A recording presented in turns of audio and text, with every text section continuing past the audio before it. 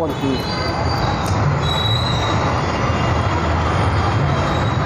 வணக்கம். இன்று 2 கை முத்திரை பார்ப்போம்.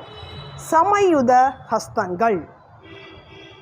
அஞ்சலி, கபோதம், கர்க்கடம், ஸ்வஸ்திகம், டோலம், புஷ்பபூடம், உச்சங்கம், உற்சங்கம், சிவலிங்கம், கடகாவர்த்தனம், கத்தரி சொஸ்திகம், சகடம், சங்கு, சக்கரம், சம்பூடம், பாசம், கீலகம், மஷ்யம், கூர்மம், வராகம், வராகம்,